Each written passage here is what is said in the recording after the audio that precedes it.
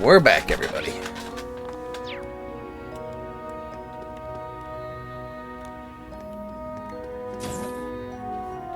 Why are you...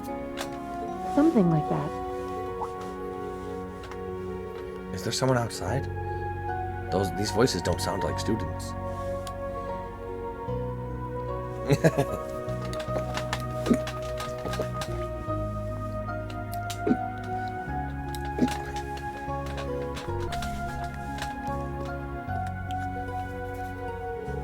It seems like there's someone there. Should I check? Let's see who's outside. I know who's outside. Let's see who's outside. That's enough, Claire. Though you have the Chancellor's protection, your actions today are only going to come back to bite you.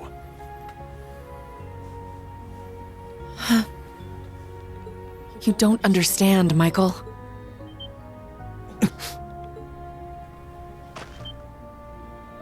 Show Who's yourself. there? That was careless of me. Forgive me, I didn't mean to overhear. Reen.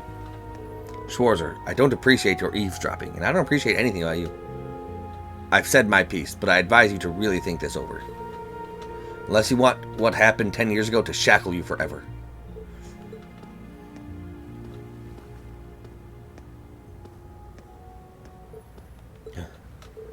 I'm really sorry. I just came out for some fresh air. Well, I've got an early morning tomorrow, so I should probably... Reen?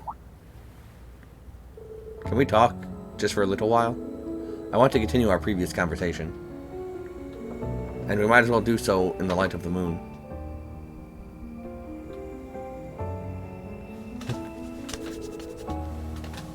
Of course, you can tell me anything.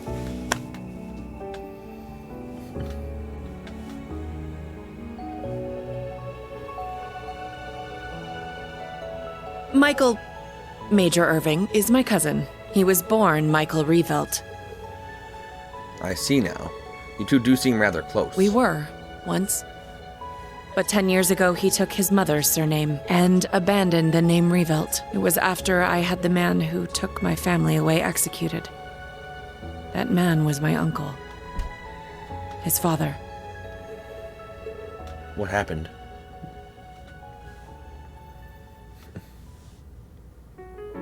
Perhaps you're familiar with the Revelt Company? They're known for making musical instruments. Well, they were originally located in St. Arc. My father was the president, and my uncle the vice president. The company was doing well. But more importantly, our family was happy. Yeah, little Claire's adorable. Baby Claire. Until an horrible car accident. There weren't many of them on the roads back then. A stolen truck crashed into us. Then its driver disappeared into the night. In the end, they never found him. It became a cold case. My parents and my little brother died in that accident. But by some miracle, I survived. And my uncle's family took me in. After my father's death, my uncle took control of the company. Though I was grateful to him for taking me in, I couldn't help but ask myself, why was I the only one to survive? Soon after that, while looking through my father's things, I found the account books. Flipping through them, I noticed something strange. The Revelt Company prided itself on offering high-quality, carefully crafted instruments at an affordable price. But certain entries showed unbelievable spikes in profits. I had a feeling something was wrong, so I looked a little deeper. Each account book I read put things in starker relief. At last, I realized what my uncle had been doing right under my father's nose. He was making a fortune selling cheap, mass-produced instruments from abroad under the Revelt Company name. He even had the gall to commission a product he could sell as Maestro Class to scam people out of even more money. Yeah, he's a dick. I knew Father must have noticed his brother's wrongdoing and planned to question him. But before he could, the accident took his life. When I confronted my uncle about this, "You've got no proof. And if you did have any, I've got several powerful nobles ready to back me up should it come to that. Even if you talk, the most suspicious part of that accident is that you're the lone survivor. Good luck getting anyone to listen to you." I was angry, Yes. But more than that, I was heartbroken. I didn't know what to do with myself. Until he showed up. I was a friend of your father's in military school. I thought the accident seemed peculiar. Do forgive me for allowing you to suffer for so long on your own. And this is how we got us a Claire as an Ironblood. Somehow, he knew the truth behind the accident. He seems to know a whole lot about a whole lot of everything. But the fact that I knew took him aback for a moment. Until he said, You have a gift. Enhanced cognition. It allows you to grasp every detail, great or small, of any given situation in an instant. It must have awakened during the accident. I was going to mete out the murderer's punishment myself, but I've changed my mind. You have the means and the ability. Why not use them to avenge your family? I was petrified when I heard this, lost. All I could see were the smiling faces of my parents and my beloved little brother. That's when I decided to take His Excellency's advice.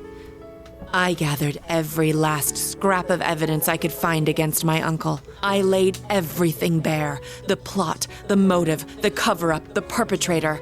I had too much evidence to be silenced. I made my voice louder and louder until it reached Marquis Higharm's ears. Soon after, the nobles protecting my uncle stepped aside. My uncle's judgment was swift, harsh, and fair. He was put to death for his actions. I had my revenge. Nice. But it came at a price. I lost my family and my hometown. Less nice. As soon as the company was in my control, I gave the rights to a longtime employee. Nice. All so I could enroll in the military academy suggested by His Excellency. All so I could enroll in Thor's. Claire. I finally understand both why you hold Chancellor Osborne in such high regard and why once in a while I see sadness in your eyes. And it seems to me like Major Michael is worried about you. His tone may have been harsh, but it came from a place of concern. You're right. It was sheer coincidence that we both joined the RMP, but he's always looked out for me, both as a superior officer and as a colleague. Not that I've ever felt like I deserved it. I gave in to my desire for vengeance and mercilessly sent my own uncle to his death. I mean, you only took away his dad? His dad took away your mother, father, and brother. You killed one, his dad killed three. I think it's an even trade. 10 years ago, my aunt and my cousins cursed my name as I robbed them of the man they love. Oh, boo fucking boo. I imagine they must still hate me for what I did. I don't think so. Not exactly. At the very least, it's clear that Major Michael really cares about you. One thing I find oddly odd, I guess, is that in a lot of these scenes, Reen is not voiced, which is strange. But everybody else is. Sometimes. Everyone who knows you well, even Instructor Sarah, who isn't your biggest fan, respects you too much to hate you. Milliam and Major Lecter, Elise and Princess Alphen, Yuna, the original Class 7, and me, of course. We all hold you in the highest regard. Reen. You really are too kind. You're gonna make a woman like me blush. To be perfectly honest, you remind me of my brother. What was his name? Emil. His name was Emil. If he were alive, I think he'd be about your age. Oh.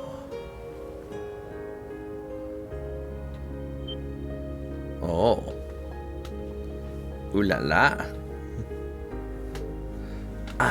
Reen is quite Instructor Claire, or Major Claire's type. Thank you for hearing me out. But I think tonight is the last time I'll compare you to my brother. It's disrespectful. Both to him and to the man you've become. Good night, Reen. Sweet dreams. Oh, of you they will be. Yeah, the last time I get bro-zoned. Now she can see me as a man.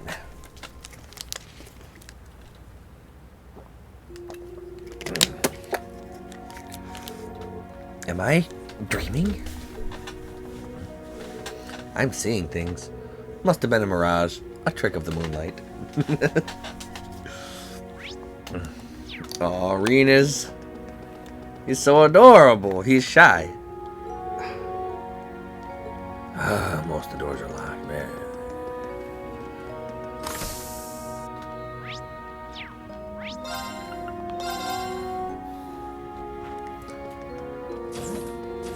Alright, who do we got over here? I didn't know that happened. Yeah, you and George really saved my bacon that time. Seems like things are going well. No wonder they haven't seen each other for a year and a half.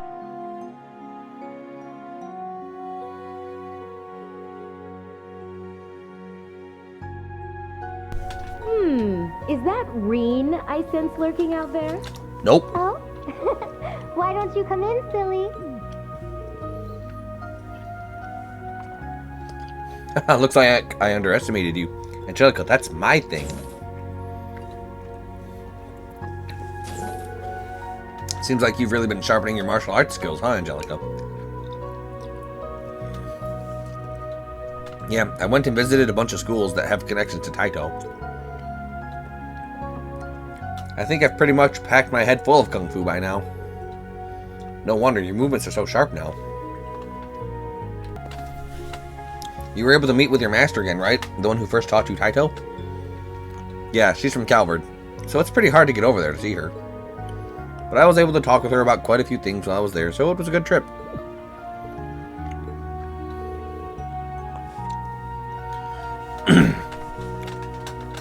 Well, I don't really understand anything about martial arts, but were you able to finish your cross-continental motorcycle trip? Nah, I haven't been able to hit everywhere just yet. I went around Liberl, Ramiferia, Orid, Laman, and Arteria. Then from there, I was able to make it to the central eastern part of the continent. But Eastern Zemuria is kind of a tough nut to crack. Eastern Zemuria. I've only heard stories. It seems like the desertification has gotten worse, and there's less and less land where people can live. That's why there's been such an influx of immigrants moving into Calvard. Actually, Master Kafai, my teacher, is there right now. Oh, is that so? Just what I'd expect from the founder of the 8 Leaves 1 Blade School. I asked the local guild branch out there, and they said it'd take me a year and a half to get to East by land. I was worried about that. No, I was worried about what was going on at home here, too, so unfortunately, I had to give up on heading that way. Master Kafai said something like that in a letter he sent me. The dragon veins are nearly depleted, but those were the words he said. It seems like they have a lot to deal with over there, too. If the Empire was in such a state, I would have loved to go there and help, too. I was actually talking about this with George, too. If it's even possible to use our technology to support Eastern Zemuria and stop the desertification there. Once things are finally settled and done here in the Empire, it might be something for all of us and all you guys from Class 7 to look into. Ah, Angie. You truly are something, Angie. But you're right. We've gotten help from a lot of people from other countries. So someday, we have to make sure we're not just contributing to the Empire, but to the entire continent of Zemuria. Now you're getting it. You gotta dream big. After that, Reen, Toa, and Angelica all reminisced about their school days together. Once they'd finished their trip down memory lane, Reen bid them goodnight and left the room.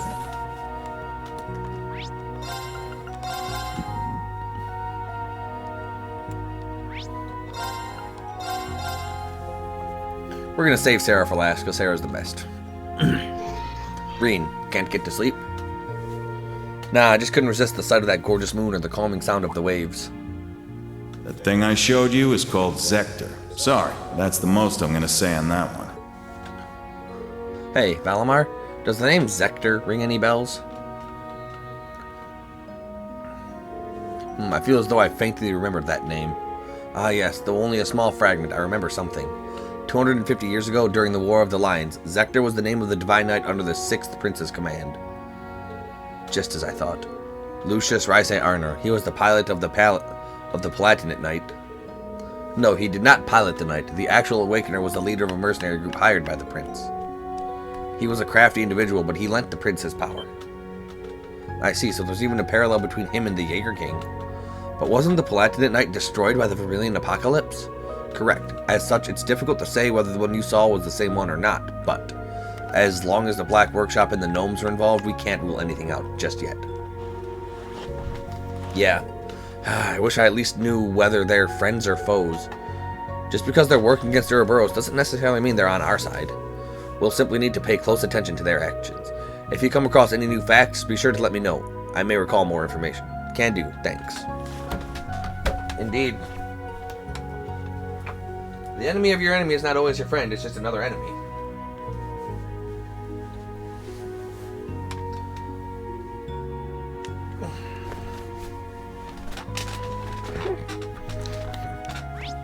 It's what I call the hate triangle.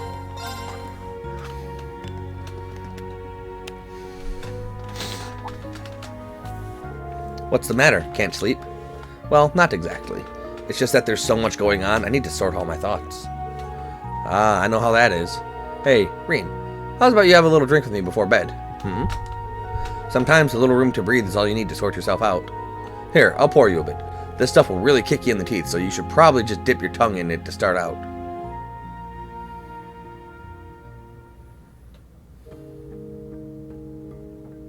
Woo, you weren't kidding. It's Spiritus. Liquor from Northumbria. Said to be the strongest drink in the world. Guess it's kind of hard to get much stronger than 96% though, huh? If I'd taken a normal sip of this, I'd already be on the floor. But the stinging on my tongue is turning a little sweet. Right? I knew you'd be able to appreciate it. Never thought the day'd come when I'd get to talk with you over drinks like this. That new Class 7 of yours? They're a good bunch of kids. Yeah, they've still got a long ways to go, though. I'm struggling as an instructor, too. I just wish I could guide them a little better. They're all pretty unique kids, just like you guys were. But I know things will work out for you. I mean, come on. They were all so worried about you, they ran headlong after you. I'm sure they had a bit of a push from a certain someone, though.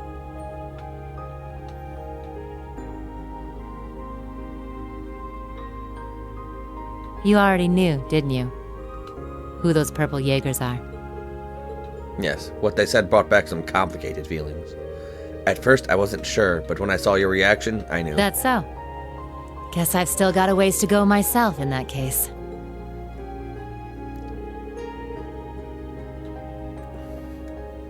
Back then, during the Northern War, I couldn't do a thing. I spent all my time getting rid of all the archaisms that were let loose on the city. All the higher-ups in the Northern Jaegers, the ones who worked with Ouroboros, got away. If I'd captured them, Northumbria's government would have called for a ceasefire. I could have stopped the annexation. That's a nice little scenario, Reen. But you know it's a load of bull, don't you? The annexation of Northumbria was done under the Imperial government's orders. Way I hear it, General Le Guin agreed to take the place over to keep the provincial armies from being disbanded. The outcome was decided from the start. That's...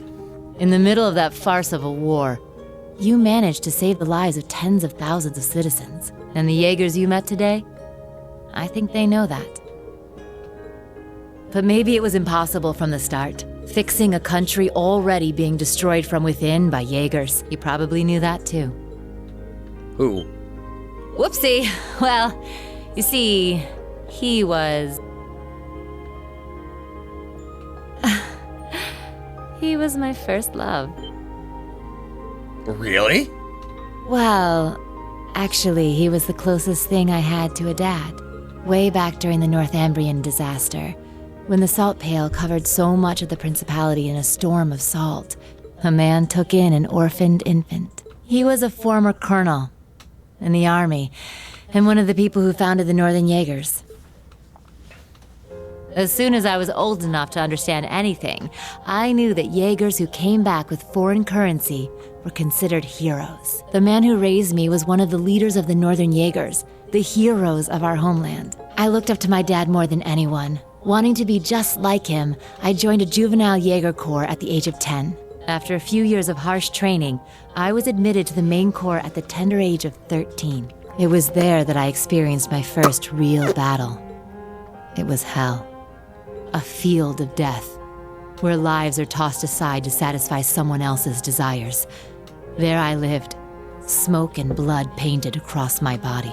And there I stayed, eventually becoming the Jaeger known as the Purple Lightning. But after a while, it reached a point where I couldn't take it anymore. When I was 18, I was assigned command of a squad. We had a mission near Erebonia, fighting some proxy war on behalf of the nobles. The enemy was Needhogg. My squad was destroying them, but just when we thought victory was ours, our efforts to avoid dragging any civilians into the fight left us open to a counterattack. We got hit hard. And then my dad showed up and saved me. And got in the process. Even though he was serving as the commander for the entire corps, he came to our rescue and suffered a fatal injury for it. Do you see now? This is the fate of all Jaegers. You must think long and hard on whether you wish to continue down this path. Remember who you are. It could have been because he was once part of the Principality's army, but he was quite the gentleman. Now that I think back, he never seemed to like the fact that I became a Jaeger. Anyway, he left me with those final words and passed away in my arms. I screamed and screamed until my voice gave out, until I passed out from utter exhaustion. When I woke up, I was in an Imperial Army camp. Was that when Instructor Beatrix treated you? Yeah. Apparently they were there to check on the damage caused by all the Jaegers fighting. Neidhart and Mueller-Vander, who were both second lieutenants back then, were there too. They told me the battle had been over for a while, and all my comrades had already packed up and left for home. But that was a lie. They were dead. Hadn't even thanked them before rushing back to my hometown. And what greeted me when I got there were celebrations and congratulations from my friends and the townsfolk. We had lost my father, but we won the war we were hired for. The nobles had given us an enormous pile of Mira. That meant we wouldn't die of starvation during the coming winter. I was relieved, but my tears just wouldn't stop. In order to save my hometown from poverty, I covered myself in the smoke of war and the blood of innocents in foreign lands. Seeing the smiles on the faces of everyone in town and knowing the cost cut me deep. It was right then that I decided to quit being a Jaeger and leave my hometown. I joined up with the Bracer Guild, knowing I could put my combat skills to work and make some decent Mira if I hit A rank. That way I could send some money back home. Money that wasn't stained with blood. I finally understand the true origin of your strength and kindness. I'm not strong or kind, but I think I've finally started to get closer. Little by little. Closer to being like the man I admired so much. My dad. My commander. And my first love. Sarah. But it makes sense now. No wonder you fall for all the silver foxes. Yeah? No getting around the fact that I've got myself the daddy of all father complexes. But you know, lately I've found myself attracted to some younger guys. Huh? Ah. You got me talking too much. You don't watch yourself, you could make a real dangerous womanizer. Oh, and I'll have you know, I don't really appreciate being second after Little Miss Major. Well, with that, I bid you good night and sweet dreams. Reen's just getting all the ladies.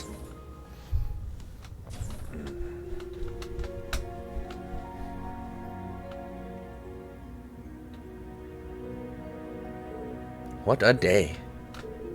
It's not surprised that my eyes are wide awake, but for some reason my heart feels lighter now. I think I'll be able to sleep well tonight. I'd better head back to my room. Alright. We're going to call the video there. Next time, we're going to go to bed, wake up, more side quests. Later.